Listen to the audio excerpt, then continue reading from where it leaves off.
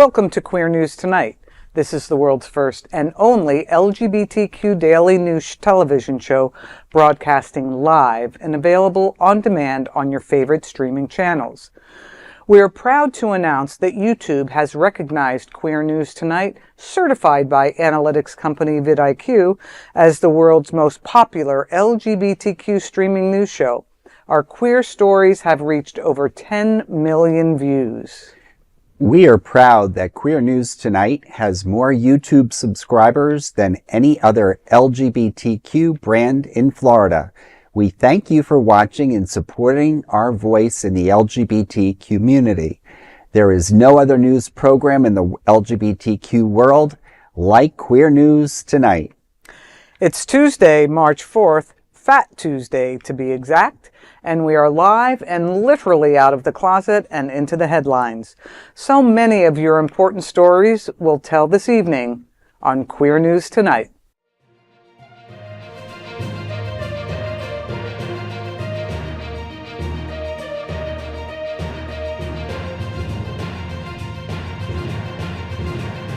You're watching Queer News Tonight, the world's first daily LGBTQ evening news show.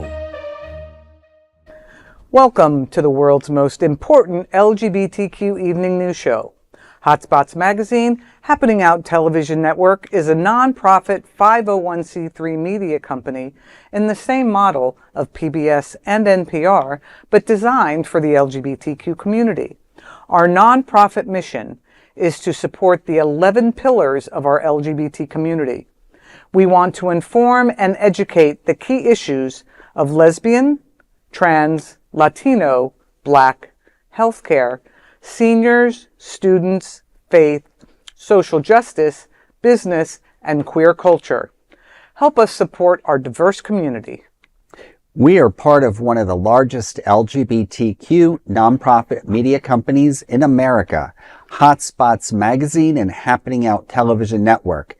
In 2025, our magazine is celebrating 40 years of the LGBTQ experience, and Queer News Tonight is celebrating our 5th anniversary with more than 10,000 LGBTQ television stories. We will produce the 25th anniversary of our Stonewall Pride Parade and Festival on June 14th. We present Pride Fest in August and Pride Fort Lauderdale in February. Our magazine, events, and television news, talk, and entertainment shows support our mission to educate the LGBTQ and broader community. In 2025, more than 100 community leader anchors will host the show to support the LGBT community. Let's meet today's anchors at Queer News Tonight. Let's welcome anchor Larry Farver.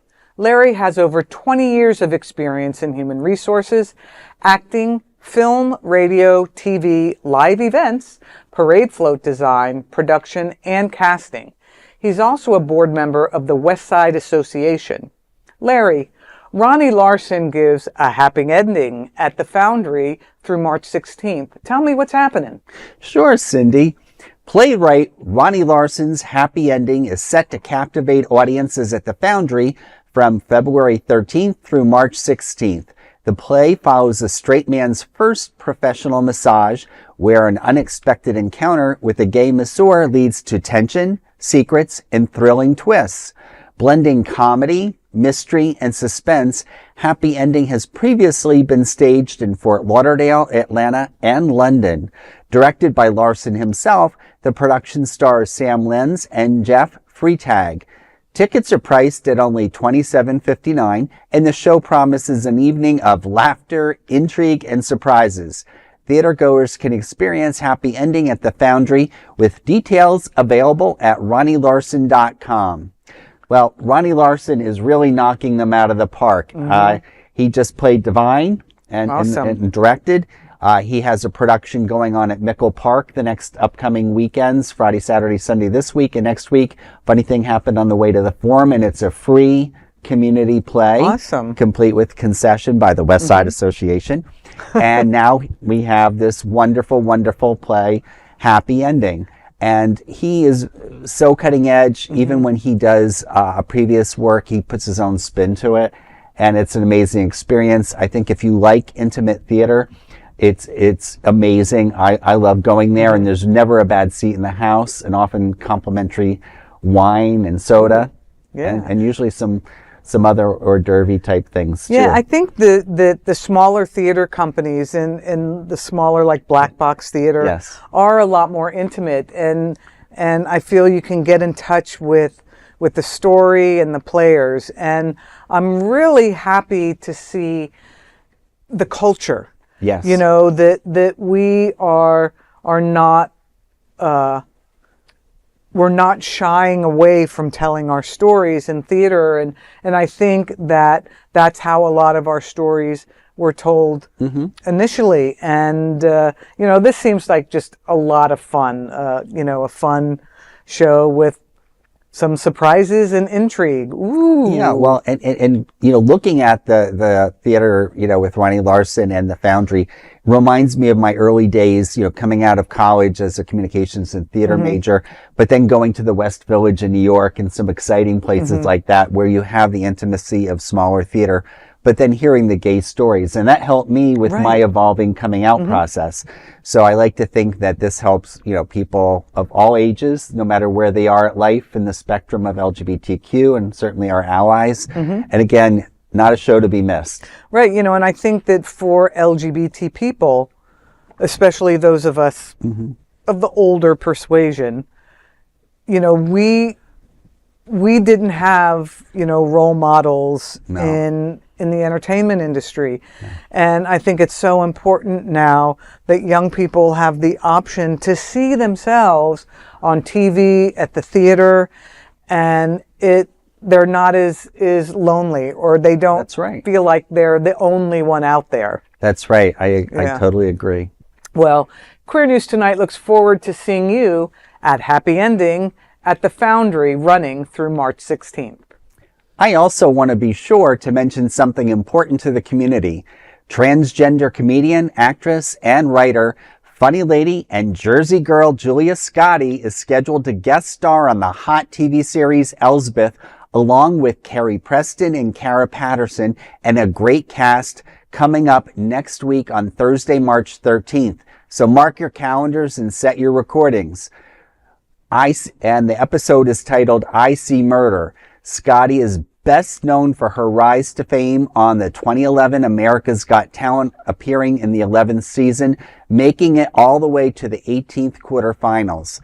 Well, I've been a big fan of Julia Scotti for a while and communicate with her through social media. And I just think she's amazing. She keeps on growing and evolving. And I think she's, you know, broken barriers, not only as a comedian, after going through a major transition in life, but continuing the path forward without, I think, hesitating for a moment. Right. And I think it's great for people, no matter where you are in the community, to know that there's, you know, no timeline. You don't have to sort of hatch and blossom when you're 21 years old. There's not, you know, absolutely. And it's all about what's best for you and, you know, your own personal growth. But I'm a big fan. She's just so down to earth and so much fun. And sometimes she just doesn't give a shit. And that's the best part. I think that's what I like about her. Absolutely. She's not pretentious. She's approachable and just a lovely, lovely lady. And again, here we have another example of folks in the media that we can look up to, or that can show us that we're not alone. That's right. In this thing called gay life, right? Yeah, and I think that it also shows us that there are all shapes and forms of who we are as people throughout the spectrum of our community. Absolutely. Not everybody has to be, you know, a mold of a stereotype. And that's another use of the word diversity. Yes, absolutely. I totally agree, Cindy. Yes. And of course, let's welcome tonight's lead anchor, Cindy Brown. Cindy was an early organizer of the Miami AIDS Walk and the White Party for Care Resource. She is the programs director for the Lambda Living program at Jewish Community Services, and she also served as founding executive director of Miami Beach Pride. Cindy, Edie Windsor and Marriage Equality at Stonewall Museum with Judith Windsor is on March 8th. Tell me, what's happening? Well, this is really exciting. The Stonewall National Museum will host Edie Windsor, Marriage Equality in the Supreme Court, on Saturday, March 8th from 6 to 8 p.m. It's a free event, and it celebrates the legacy of Edie Windsor, the LGBTQ rights pioneer whose 2013 Supreme Court victory struck down the Defense of Marriage Act. The evening will feature an enlightening conversation with Windsor's widow, Judith Windsor, who will discuss Edie's activism and its lasting impact. Attendees will also get a rare look at personal artifacts from Windsor's estate and the museum's archive, offering insight into her fight for equality. Held at the historic Stonewall National Museum, this event invites the entire community to reflect on Windsor's contributions and the ongoing struggle for LGBT rights. For more details, visit stonewall-museum.org. This is so exciting, and to be able to have Edie's widow Judith here in our own community, and to get a sense of what was happening at that time. And I think that it's so important, more than ever now, that we recognize the victories that we've had and the people who have led us there. Every advance that we have had for LGBT rights, inclusion, have happened because of people like Edie, because of people like us, Queer News Tonight, that put issues out into the public and kind of demonstrate the unfairness. And that's what happened when it was Windsor versus the United States, and the Supreme Court heard the arguments. And when you hear the arguments and you meet the people and their families and their people who love each other, it's really hard to argue that there's no reason that they should get the same benefits as everybody else. And, because of Edie Windsor and her partner at the time, who had subsequently passed away, and now, of course, Edie has also passed away, putting themselves out there, putting themselves out there on the line, saying, this is not right. This is not right. And the court agreed. And, hopefully that will be respected with the current Supreme Court. Yeah, no, I think it's wonderful. If you haven't been to the Stonewall Museum, it's a treasure trove. I love it. And they're always up, changing up what they're having on their exhibits. I remember back going to the marches on Washington in 87 and 93, marches in New Jersey on the State House for marriage equality. I remember in a former life, before my current husband of 14 years, going and considering domestic partnership, and how much of it was sort of a bittersweet victory to have that option, because it was sort of like, well, we'll sort of give you this. We'll give you you're sort of equal. And it wasn't the full thing. Right. So, when I finally got married on Labor Day weekend on August 31st in 2014, that was major for me. I had most of my family and some close friends there, and I finally made it. But to think that people have been fighting for this right, and it should be a right. Love is love. Exactly. And I think it's amazing. But get out to the Stonewall Museum, support them. They're a nonprofit, so it's important that we all support them in any way that we can.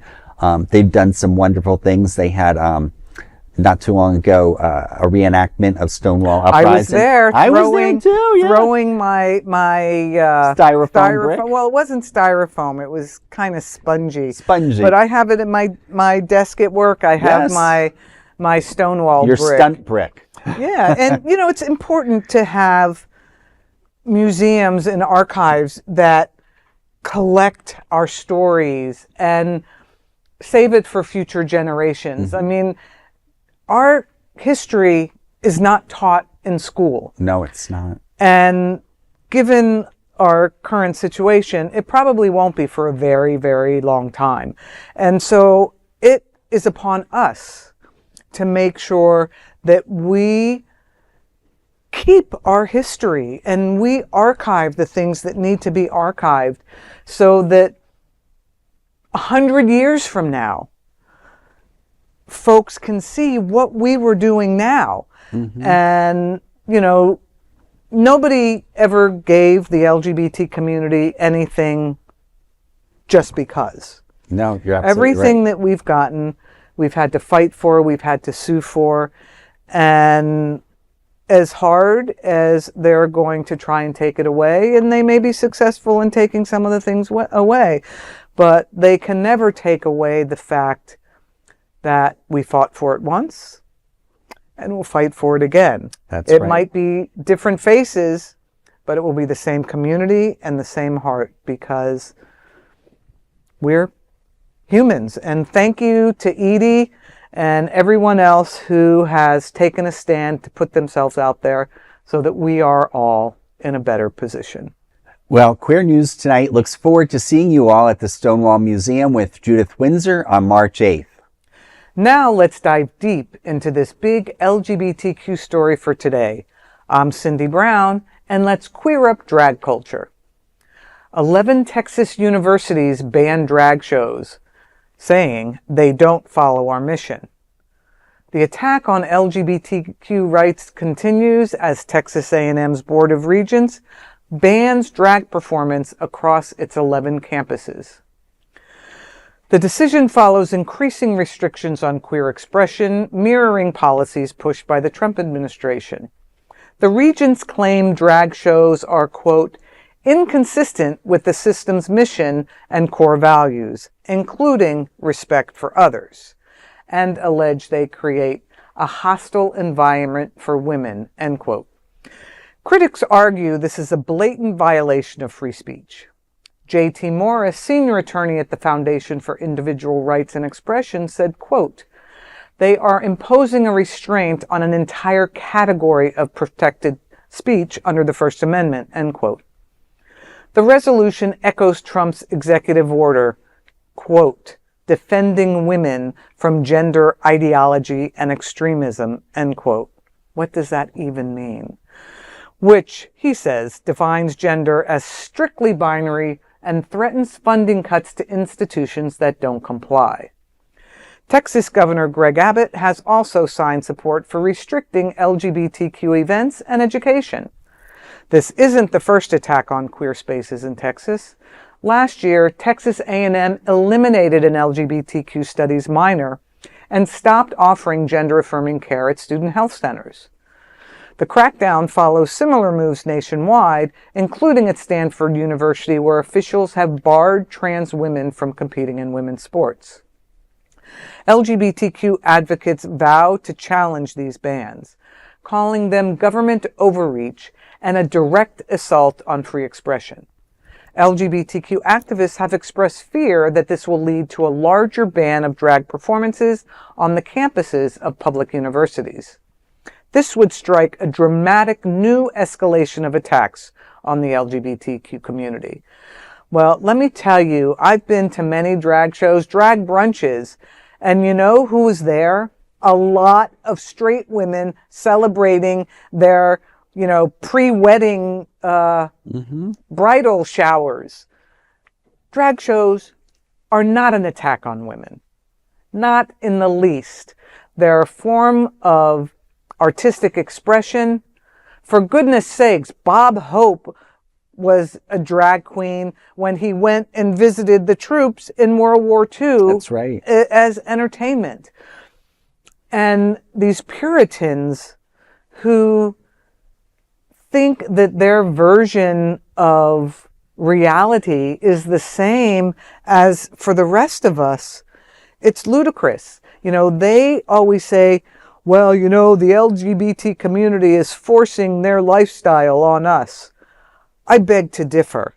I think it's the other way around. Mm-hmm. And if you don't like drag shows, don't go to them. If you don't want to see men performing on stage as women, don't watch RuPaul's Drag Race. You know, I can choose not to go to an evangelical church because it offends me. I'm not forced to do it. I just don't go. I don't say they shouldn't exist. I just choose not to go. And I challenge these folks at Texas A&M to exercise their own personal freedom to attend things they want and let others attend things that they want.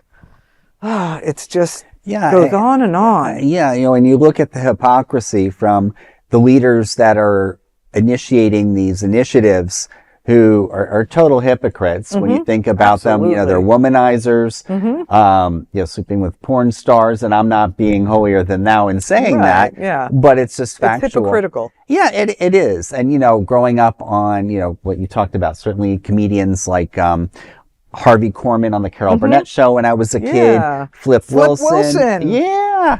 And it was fun. Yeah. And you know what? It's part of life. It's just, you know, it's an expansion of someone's acting abilities and just playing a character. And, you know, they've had women play men. You know, I remember Lily Tomlin, I swear, she's played men before. Other people have, you know, very talented people. And, you know, for this puritanical wave to come over, especially the hypocrisy that continues. You look at the football teams and you look at the cheerleaders now, and then they're in front of children. Of course, but that's okay for them to have their, you know, they're not even their Daisy butt Dukes. showing, right? Yeah, those are pretty high up cut shorts there. So, you know, you look at the fears when they throw children in the mix, and they say, you know, drag queens are endangering children, and then you look at, you know, some of these women who are very provocatively dressed, who are heterosexual or represent heterosexually to the, you know, the communities out there. And it's really just about hatred. Right. And we continue just to have to move forward and present our artistic freedoms, you know, whether it's going to a show at the Foundry with Ronnie Larsen or going to drag shows, and just, you know, continuing to move forward. Yeah, and, you know, one of the things that really kind of frustrates me is these super religious people will tell you that God gives you free will. And if that's the case, then let people exercise it. Let people exercise it. Nobody's forcing anybody to go to a drag show. And if they are, they shouldn't be.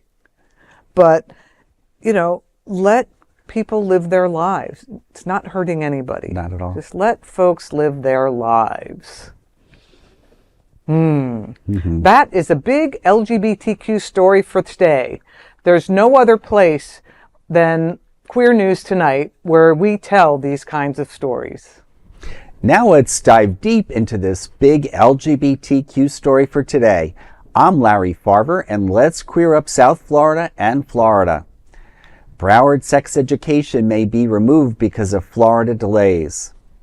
Sex education in Broward schools could face major changes this coming year, with a focus on abstinence or possibly no program at all. The Florida Department of Education has yet to approve Broward's sex ed proposal, first submitted in September and revised twice.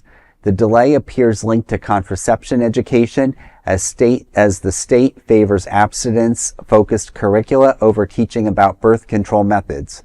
District spokesperson John Sullivan said, quote, "Our staff is working hard to get approval while honoring the community's expectations," end quote. Emails accessed by South Florida Sun Sentinel reveal Broward officials repeatedly sought updates, but the state has provided no written responses on the approval process. Comprehensive sex ed once included LGBTQ topics and contraception, but recent laws have limited instruction on sexual orientation and gender identity. Board member Alan Zeman opposes an abstinence-only program, calling it unrealistic and harmful to students' health and decision-making. Advocates warn that restricted sex ed could lead to increased teen pregnancies and lifelong health consequences for Florida's youth. LGBTQ and health activists also warn of the dire effects this decision making will have on STI and HIV exposures. Well, talk about going backwards. It's so scary. I remember kind of watching the evolution growing up as a kid. And, I think back, well, when did they start first talking? And it was very clinical in middle school, like I think 7th and 8th grade. They separated the boys and the girls. Yep. And then eventually they brought us together. But it was so, like we already know that and so stale that, you learn the basics, but they did teach about contraception. Right. And as we went through high school, it got a little more detailed. There was no highlights, though, until I was in university about LGBT and gender expression. Right. So I was grateful for that. I was also grateful to be in a school in the shadow of New York City. So our professor took us on a walking tour of the village, and, I took her several times. She did human sexuality and other related coursework. And I'm grateful for that. But it's scary to think that basic things like preventing pregnancies, STIs, my God. It's ridiculous. And it will be harmful. Oh, yeah. If you don't teach young people what sex is and what happens when you have sex, it's a natural instinct. And with all of the hormones in the food, young people are reaching their sexual puberty younger now than they did. That's right. When we were teenagers in middle school and whatnot.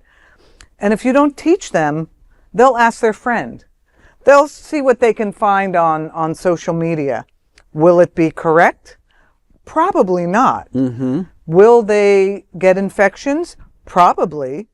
Will there be a lot more teen pregnancies? Probably. Will a lot of young people's lives be transformed forever? Probably. But they don't care about it. Most children, overwhelming majority of children, do not learn about sex education, their bodies, how it all works at home. They don't. No, they don't. They don't learn it at home. And I believe as a public school institution, they should be required to teach these things to kids, because how else are they going to learn them? They're going to, the 12-year-olds are having these feelings and not knowing what they are. And they don't know who to talk to. But if there was a class, if there was a teacher, if they were learning about these things, they could ask the questions. Sure. And it's I'm so sick of the right argument about indoctrination, grooming.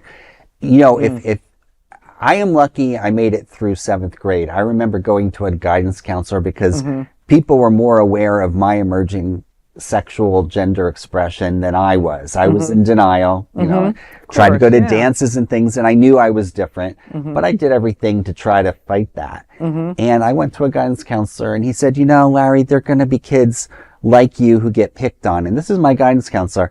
I was one of those football jocks, basically, he said, that picked on kids like you. And, in my school system, I'm sure they're structured the same way. Often you have gym classes overlap with sex ed and health classes. And, we need to at least support kids, because whether you're straight, you're bisexual, or somewhere else on the gender spectrum or gender identity spectrum, kids are at a tender age and they need support. They just need to be know that there's resources for them to get through the feelings, and then it's part of growing up, right? And be able to ask questions and have someone to go to, and hopefully the state will get wise and approve an appropriate sex education curriculum that isn't focused on abstinence, because you know why? It doesn't work. It never has, and it never will. No. So that is a big LGBTQ story for today. There's no other queer nonprofit media platform like this in the entire world. Support our LGBTQ stories by subscribing and sharing Queer News Tonight. Now let's dive deep into this big LGBTQ story for today. I'm Cindy Brown, and let's queer up students and youth. Trump and Moms for Liberty open a snitch line to report on pro-LGBT schools. Just got to shake my head once again. The Trump administration's education department has unveiled a controversial website for reporting alleged illegal discriminatory practices in schools. Critics say it's a snitch line aimed at policing diversity, equity, inclusion, DEI, efforts in public education. Moms for Liberty, labeled as an anti-LGBTQ extremist group, introduced the website in a press release celebrating its launch. Co-founder Tiffany Justice said, quote, "For years, parents have been begging schools to focus on teaching their kids practical skills like reading, writing, and math, instead of pushing critical theory, rogue sex education, and divisive ideologies. But their concerns have been brushed off, mocked, or shut down entirely," end quote. She called on parents to submit evidence of what she called betrayal in public schools under past administrations. Ironically, the group that champions local school control is now helping Trump administration centralize power over education. Responding to the website, scientist and author Michael E. Mann wrote on social media, quote, "I believe Hitler had a program just like this," end quote. Other critics also pointed to Moms for Liberty's past ties to hate groups and their quoting of Hitler in newsletters. LGBTQ social justice activists criticized the move as another step to straight-only and white-only ideology. You know, this whole movement towards snitching on your neighbor is ridiculous. There are LGBT kids in our schools.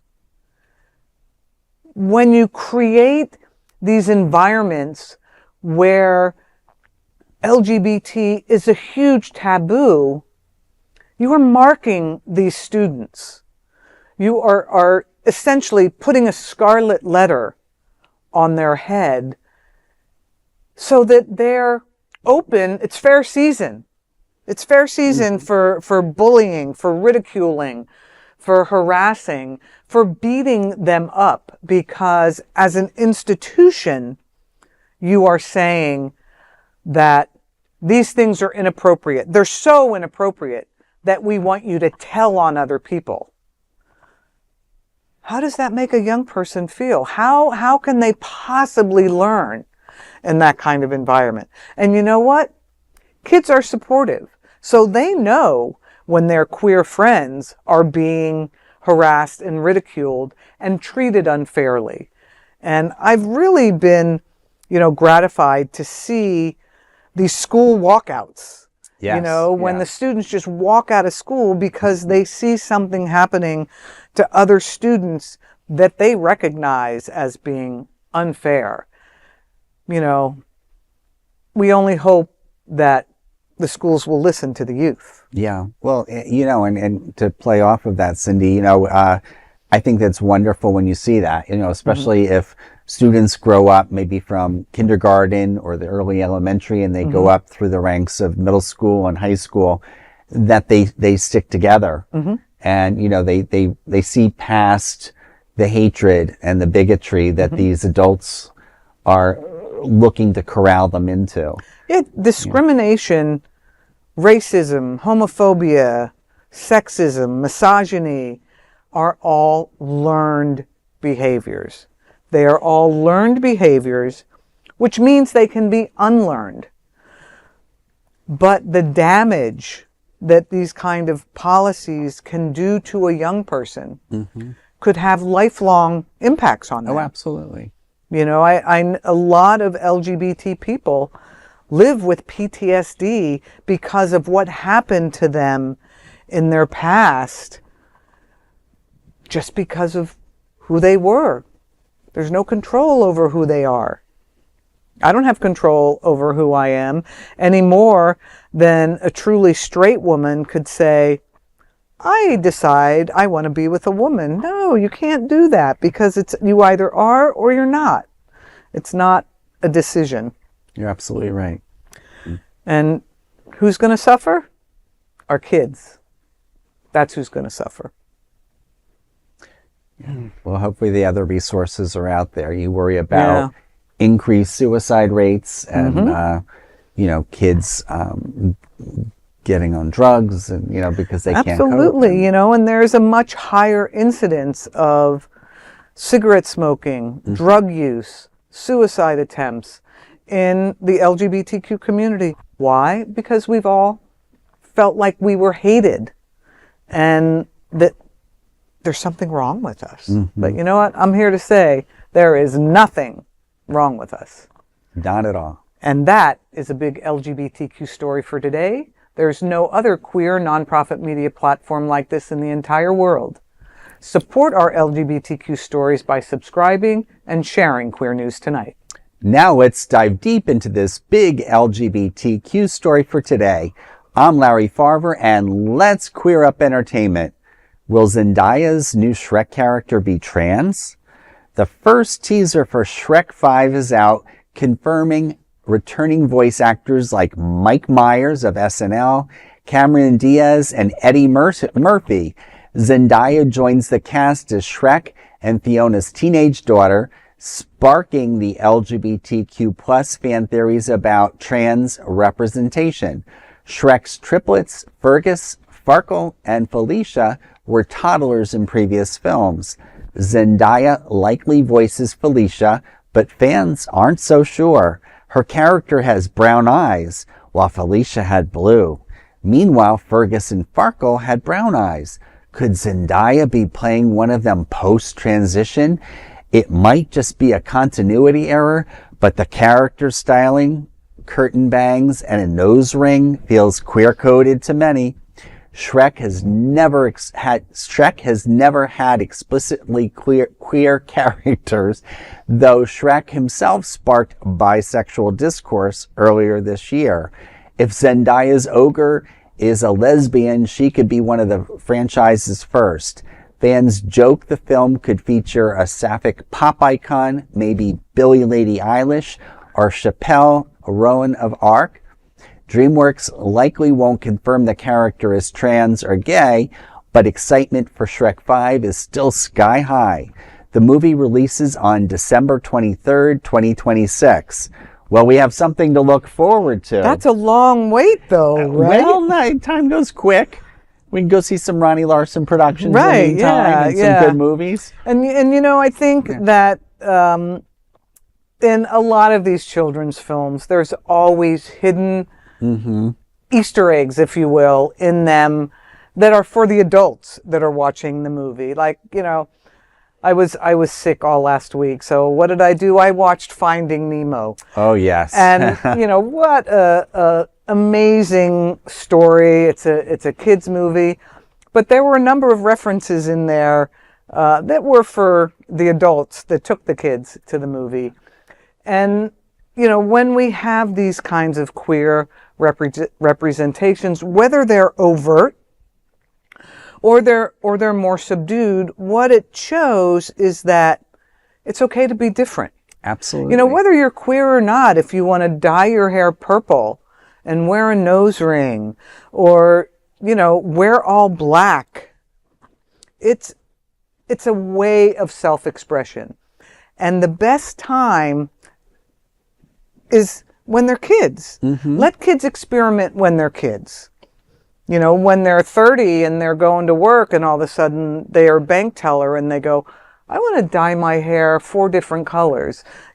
Maybe you want to think about that. But when you are a young person, you should be able to experiment with what makes you you. Yeah, that's how you discover. It's all about discovery. Yeah, so if Shrek's teenage daughter wants to wear a nose ring, why not? Why not? Hey. We'll see what happens. What's December 23rd, 2026. So yeah. that's your 2026 holiday movie. Mark So your calendars. Mark your calendars, folks. That is a big LGBTQ story for today. There's no other queer nonprofit media platform like this in the entire world. Support our LGBTQ stories by subscribing and sharing Queer News Tonight. Those are today's headlines from Queer News Tonight. These anchors represent the best of our LGBT community and ally community. If our community is important to you, share this news with your friends and family. Join the conversation on your favorite streaming platform.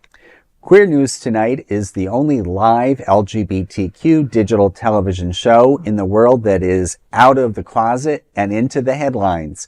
We need your support. If our community is to grow and then thrive, we must tell our stories and bring them to the attention of the broader world. This is the only place in the world that tells these types of LGBTQ stories in motion and in sound. That is the passion of Hotspots Magazine, Happening Out Television Network, and Queer News Tonight. I'm your anchor, Cindy Brown, and on behalf of myself and Larry Farver, we will see you daily at 8 p.m. To our LGBTQ world, we hope you will join us by bracing love, generosity, bravery. Be transformative and queer. Good night. Good night.